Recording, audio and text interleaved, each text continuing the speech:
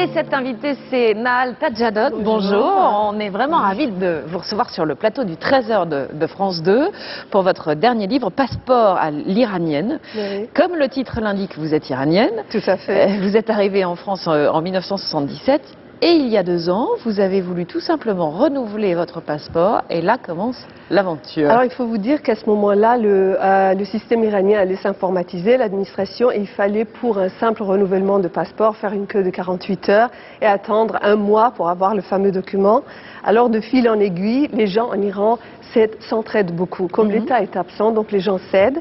Et moi, comme j'étais allée faire la photo d'identité dite islamique, parce qu'il faut se couvrir les cheveux, il faut se démaquiller, il faut ne pas regarder le photographe dans les yeux, il faut ne pas sourire, il y a des tas de codes. Il faut regarder sur le côté? Et il faut regarder, c'est tout un art, il faut éviter de regarder le photographe en tout cas. Oh, donc c'est la photo de non-identité.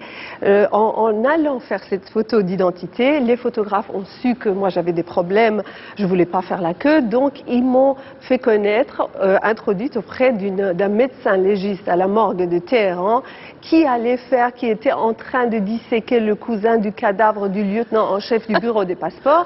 Et au moment d'ouvrir l'intestin du cadavre, probablement il voulait demander le renouvellement de mon passeport au lieutenant en chef.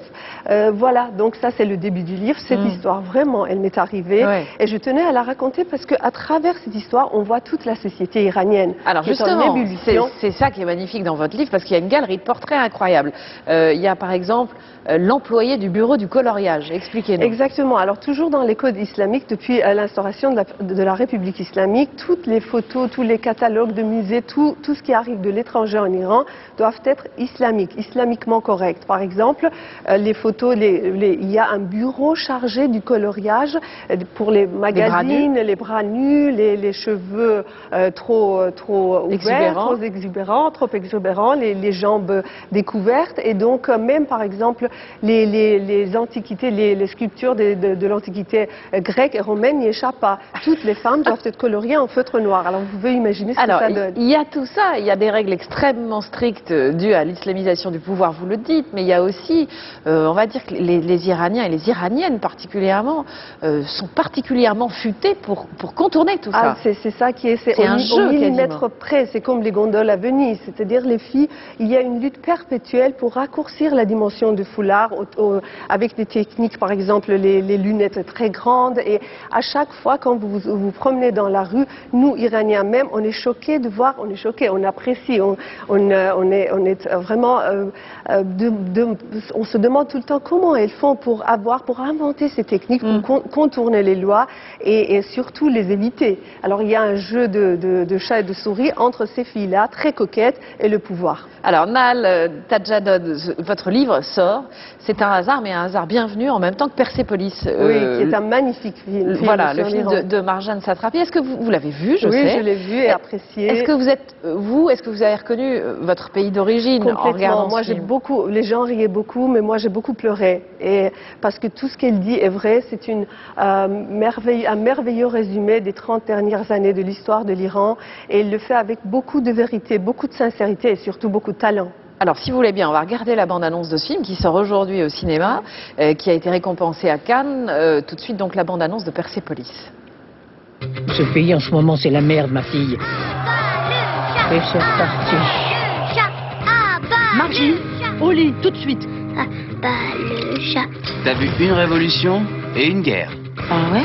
Et t'as vu beaucoup de morts? Quelques-uns. Waouh, balèze. Rising up, back on the street. La dame avec le sac en bandoulière, arrêtez de courir. Je suis en retard. J'ai cours dans 5 minutes. Oui, mais faut pas courir comme ça. Quand vous courez, votre derrière, il fait des mouvements. Comment dire, impudique.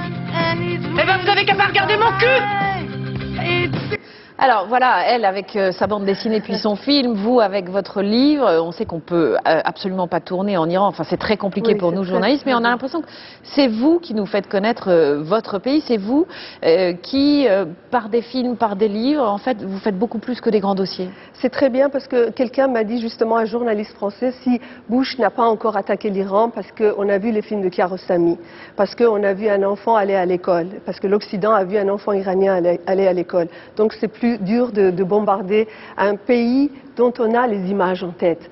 Et c'est ce que fait Marjane Satrapi, c'est ce que j'essaie de dire dans mon livre, que les femmes iraniennes ne sont pas uniquement ces femmes, il y en a, mais qui scandent des slogans contre l'Occident. C'est un peuple en paix, qui vit avec la poésie, qui plante des arbres, qui aime l'Occident, qui aime la culture occidentale. Et rappelons, par exemple, dans le livre, je raconte, je suis dans un vernissage et les deux étudiants en agronomie viennent me demander le rapport entre Deconstructing Harry, le film de Woody Allen, et la philosophie de Derrida.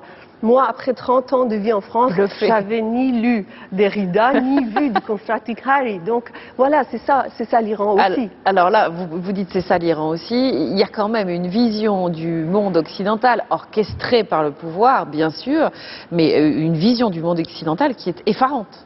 Oui, il ne faut pas justement tomber dans ce piège parce que l'Iran est 60 millions d'habitants. Il y a dans les universités 65% de filles qui fréquentent les universités. Le taux d'alphabétisation de la jeunesse est de 95%. Donc c'est un pays qui est bizarrement qui est allé dans le sens contraire de ce que voulait le pouvoir. Il y a une laïcisation de la société. Donc il faut dire ces choses-là pour que l'Occident comprenne mieux l'Iran. Et la vision que l'Iran a de l'Occident est aussi un peu faussée.